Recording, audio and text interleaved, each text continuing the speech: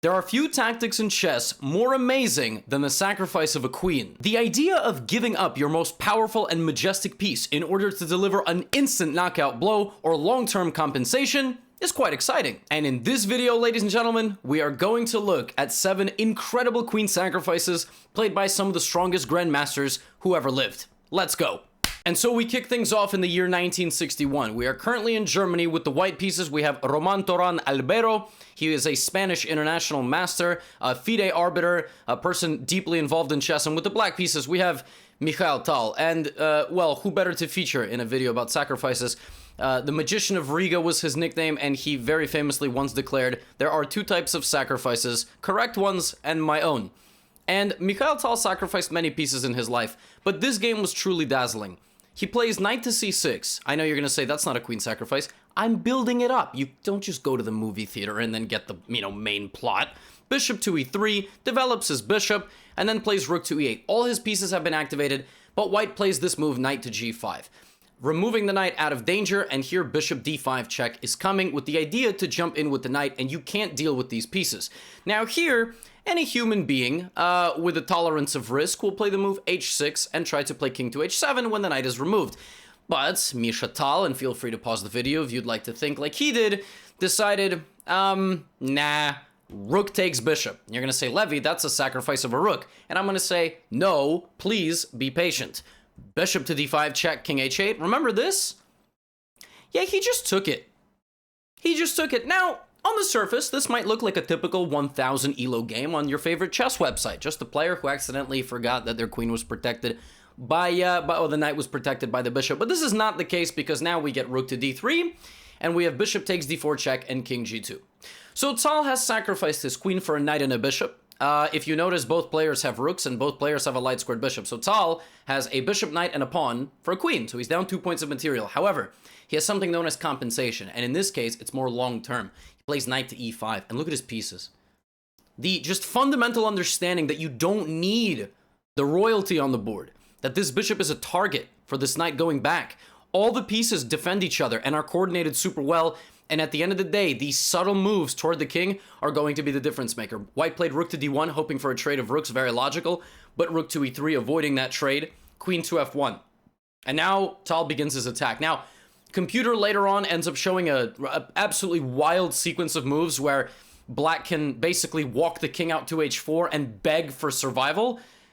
But we're also talking about the year 1961. So, this wasn't available back then. Not that they would use it during the games, but probably just, well, frankly, it's kind of difficult to bring your king out here and actually believe in your position. So Roman played the move queen to f1, and now we got bishop to e4 check, king to h3, and rook f3. The subtle shuffling of this rook to constantly attack the queen and attack the other pieces. And you'll notice that if the queen sacrifices itself, I'm just going to protect my bishop, and this endgame will be winning. And that's why I actually selected this game, because after queen to e2, bishop f5 check, Albero resigns. Because if king goes back to g2, rook f2 takes, and at the end of it, I take this.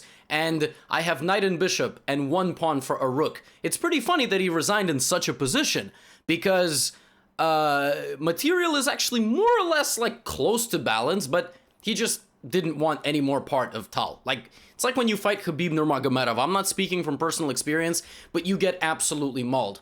And furthermore, if king to h4 were to happen, here you can play a handful of moves. Rook f2 is just the easiest. It attacks the queen, it is defended, and rook h2 will lead to a mate. Not to mention, I'm fairly certain that bishop to e3 with some sort of g5 is winning. Massacre. Absolutely disgusting. And the reason I selected this game is because it just shows sheer brilliance. The ability to see that long-term play, and at the worst case scenario, maybe you come out with just a slightly better position if white defends perfectly. But listen, we had to start with this. Now let's keep it rolling. This video would not be complete without Mikhail Tal and Rashid Nezhmetdinov. As you can see, Nezhmetdinov, one of the most creative, fascinating, aggressive players of all time. And definitely, if you are looking for an oasis of fascinating chess, look up his name and look up his games. It's currently 1962. We are in Rostov-on-Don. I'm not sure how to pronounce that, actually, in Russia. Even though I speak Russian, I actually have no idea to pronounce that city. And his opponent is Oleg Chernikov. And I believe that Chernika is blackberries, or blueberries, or blackberries. I'm not sure. But this is not Russian class. This is a chess game, and here Chernikov plays the move bishop to f6, attacking the queen. Now, option number 1 for white is to play queen to h6 and repeat moves. Option number 2 for white after bishop to f6 is to maybe play queen g4, d6, get hit, and return home. But Nezhmetdinov is not that kind of player, and after the move bishop to f6, he takes the bishop. Now again, to the uninitiated, this simply looks like a giveaway of a queen for a bishop. It looks like your average triple-digit ELO game on chess.com. In some rare cases, double digits. I'm joking, that's not possible. Not as far as I know. So, the idea is that after pawn takes f6, bishop takes d4, in some very peculiar chain of events, despite being a full queen down just for 2 pieces, black's position is actually pretty terrible. Why? Strategic weakness. The knight will plant itself on d5, pressuring f6, and because black does not have an operator on the dark squares, with the exception of the queen, you are not going to combat a knight and bishop together, fighting for these dark squares around the king. An absolutely beautiful strategic concept. Now in the game, Chernikov gave away his knight first. He wanted to play knight takes like this, because now at least Rashid's knight is gone, but Rashid just moves the knight right back. So Nezhmetdinov plays knight to c3, rook e8, knight d5. I mean, everything that you expect, bishop d4. Everything plays itself. Up until this moment, the computer is still convinced that black is fine with moves like king g7, rook to d1, and d6. And all of a sudden, here, Rashid plays just a very logical follow-up to his whole previous plan, which is rook to d3. And the idea of rook to d3 is to rotate the rook to pressure. And all of a sudden, the computer goes, holy... oh, yeah, this is really bad. Because you just cannot defend anything. Like, his position is absolutely paralyzed because of the outpost concept and the rotation of the rook.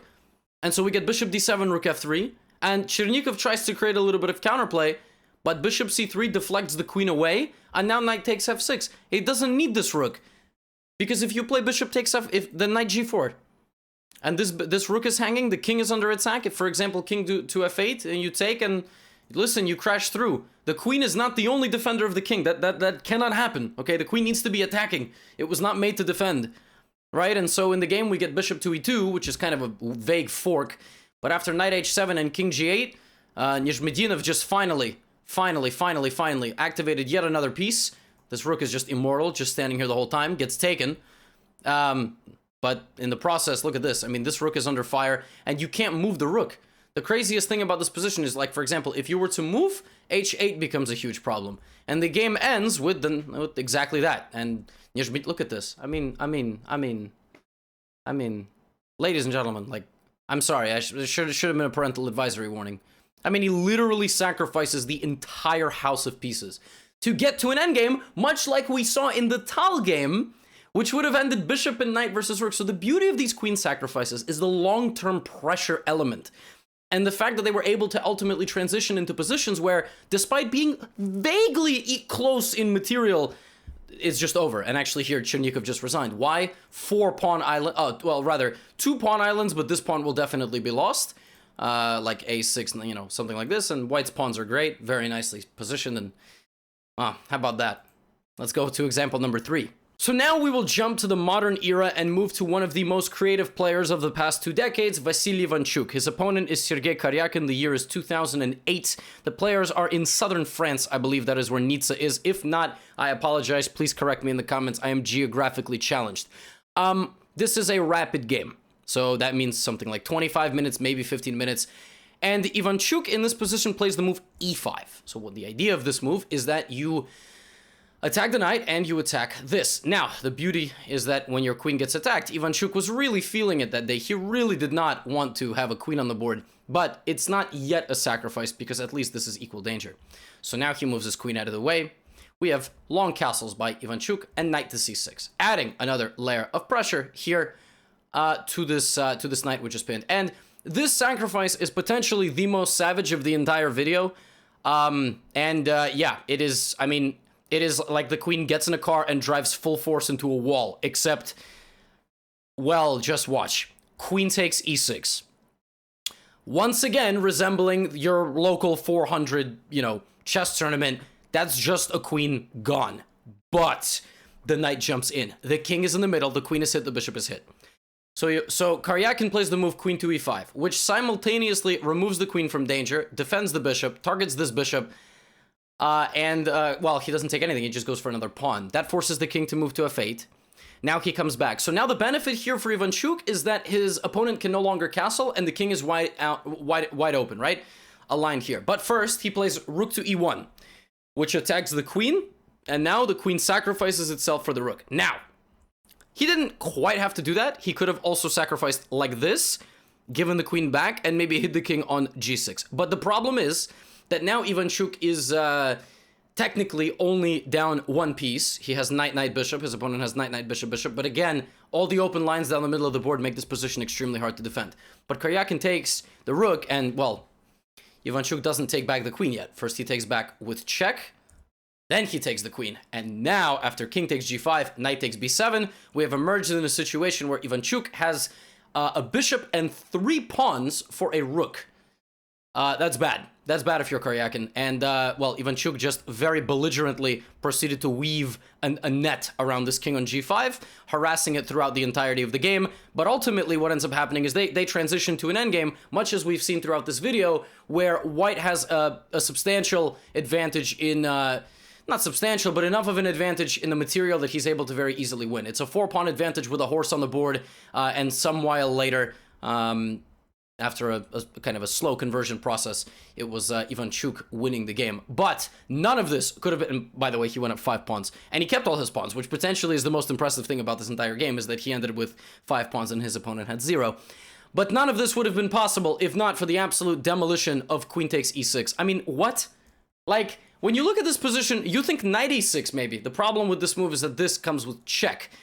There are many types of queen sacrifices, ladies and gentlemen. Yours, mine, and these guys, okay? Mine is slightly better than yours. Theirs is far better than mine, so, you know. Anyway, let's move to example number 4. No queen sacrifice video would be complete without Boris Gelfand versus Hikaru Nakamura. The year is 2010. We are in Bursa in Turkey. And it's the World Team Championship. It's the United States against Israel. And Hikaru with the black pieces, we have to look at this from black's perspective because of just how absolutely violent it is. Knight to h4 gets played. And the idea is to go for the base of operations, which is the g2 square. Here, Gelfand plays the move rook to e1, allows the sacrifice, but decides that he is going to get in and take the queen. Right? He's going to make this queen move. But Hikaru proceeds to go on a series of moves here where he doesn't care about his most beautiful possession. First, he begins with knight takes e1. The idea being that after g2, it is mate if you take the queen. That's number 1. So Gelfand takes like this. But now we have g2 anyway. So you cannot take the queen. That's self-explanatory.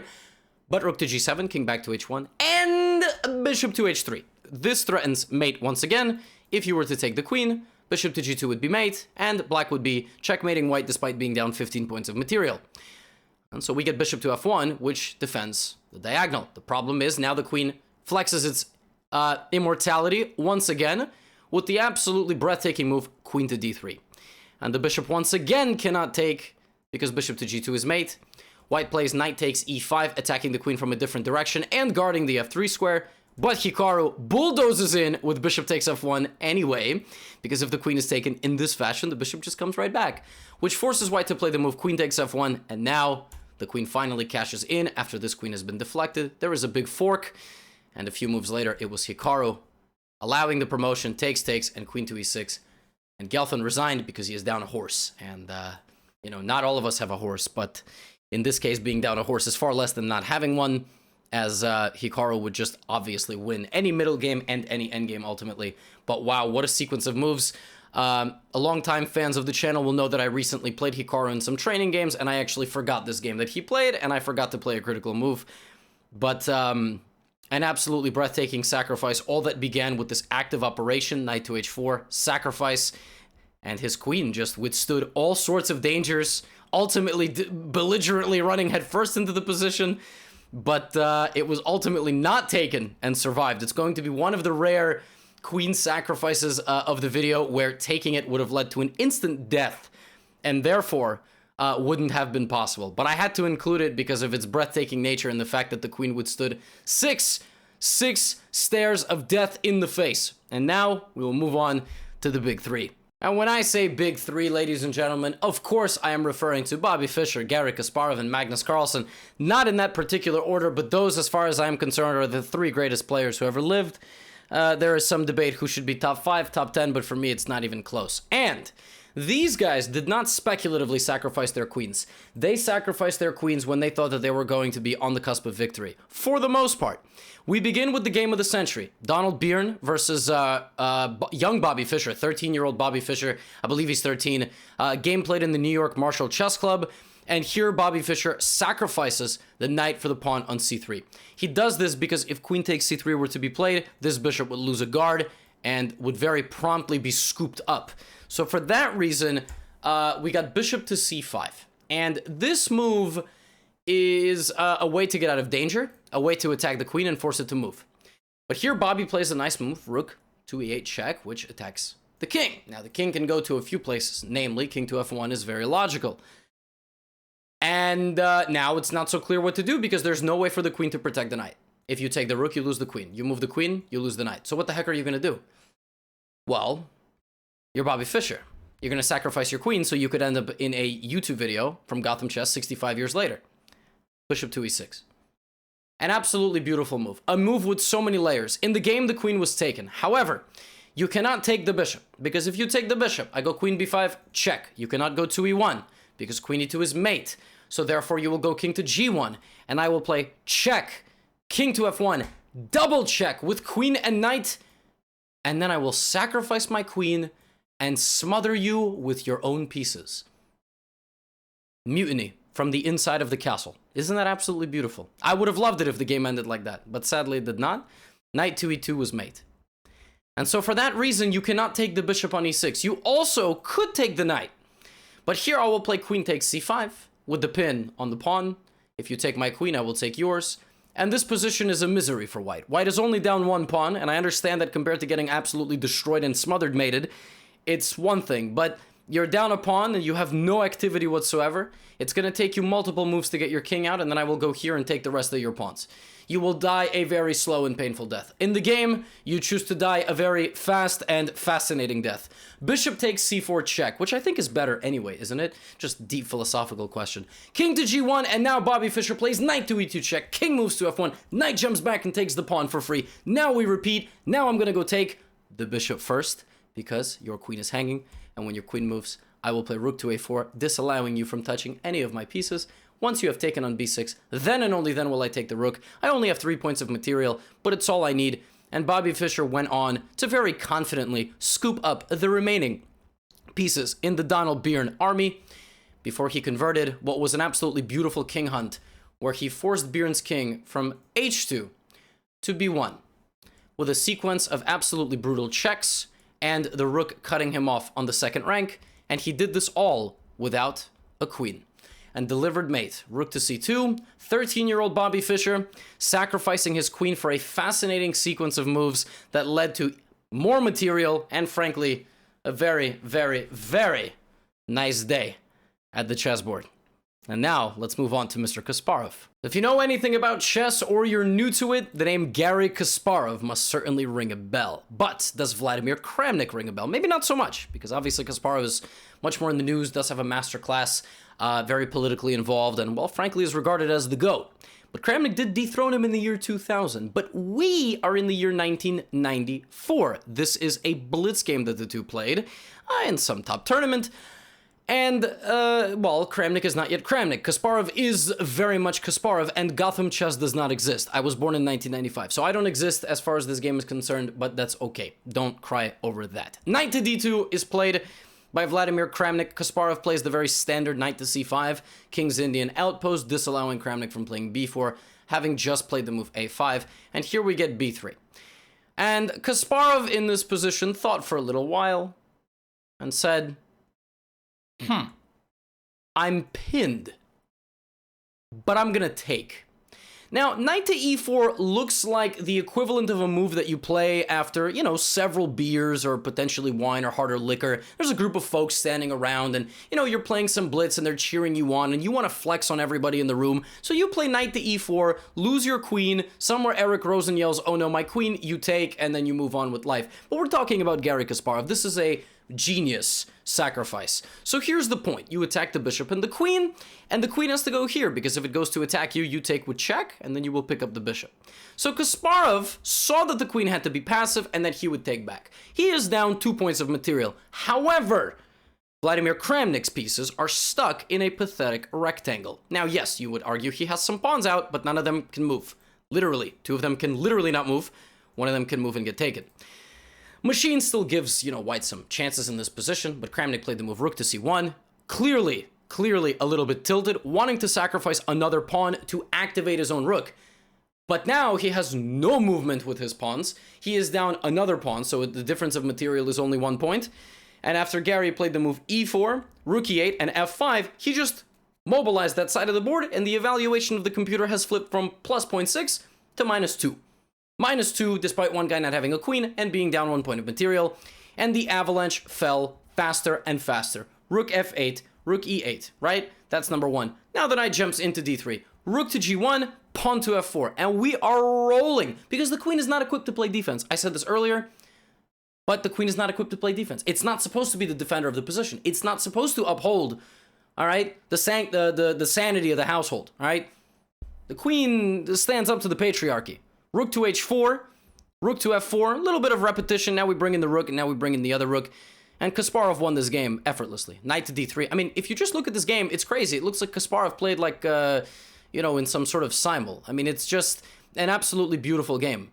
And what Kramnik's mistakes, I suppose Kramnik made a mistake to give away the other pawn. Like, maybe in this position, Kramnik could have, paused for a moment and been like, all right, I mean, maybe I have to play f3 very slowly, out. But my God, is this position absolutely brutal. I mean, what more to say? Just the fact that you've had a queen sacrificed against you like this and you have 0 play is astonishing. So, a beautiful sacrifice from Kasparov, who ultimately ended up converting this game by bringing in his knights and winning back the queen. And, well, just as is the running theme in this video, ultimately, by the end of it, material is more or less in the balance, but one guy has dominant dark square coordination, and he will push his g-pawn, and he will win. And now, ladies and gentlemen, we will end our video of queen sacrifices by looking at one by Magnus Carlsen. So we are in the year 2016, the setting, New York City, the financial district in the seaport. Magnus Carlsen, Sergei Karyakin, and this is the World Championship. This is the tiebreaker round. This is the potential final game of the tiebreakers. Magnus Carlsen wins, and he becomes the world champion. Clearly, if you look at the position, Magnus Carlsen is better. He is up a point of material. He has rook versus bishop. But the game is far from over. I mean, he has doubled h-pawns, number 1. This pawn's very annoying. His king is relatively safe. And this rook might come to e3, and maybe actually black will get some counterplay. So, Magnus was shuffling a little bit. This is also a rapid game. Time is relatively low. Rook to d5, rook to c7. Both sides kind of not able to break through the other because black has no way to access white's position, and white doesn't really have a way to access black's position. But here, Karyakin got fed up. He said, I'm not going to deal with this anymore. My queen is going to hang out on h4 and monitor this area. So, Magnus plays rook to c1. It's a very big decision now. Do you trade rooks? Trading rooks could be very dangerous, and so Karyakin plays rook to a7. The danger of this is that your back rank is very open. If you take, he probably thought he was going to suffer a long and painful death. And he was probably correct. So instead he played rook to a7, and now queen takes f4, and Karyakin goes all in. He plays rook to a2. The benefit is that this queen protects the h2 pawn, so even though the rook sees it, the king is able to go to h1. Now again, if you trade queens, it looks like you have queen f4, rook f4, and bishop to g5, and that is an x-ray. But because you abandoned your back rank, I will go rook to c8 check, and now both of my rooks will be out of the scope of your bishop. So because of that, Karyakin played queen to f2. And now we got rook to c8 and king to h7. The bishop could have also blocked, but if the bishop blocks, then rook will sacrifice, and this rook and queen will bulldoze you. So Karyakin played king to h7 and probably breathed a sigh of relief, thinking he was okay. Or at least that's what he thought prior to the move rook to c8 being played, when Magnus Carlsen shocked the entire world, probably Sergei Karyakin, probably his fans and spectators, and delivered a move which is the cleanest cut of a queen sacrifice that we have seen yet in this entire video, but it is absolutely beautiful, and the magnitude of the sacrifice cannot be underappreciated. And ladies and gentlemen, that move is queen to h6 check, which geometrically solves the problem of who will win the 2016 World Championship. Will we have a new champion, or will Magnus Carlsen defend for the second time? And the game is over. And here Karyakin resigned. He did not even take the poison, because if he plays king takes h6, now we have rook to h8 mate, and the king is in a box. And if pawn takes, rook to f7.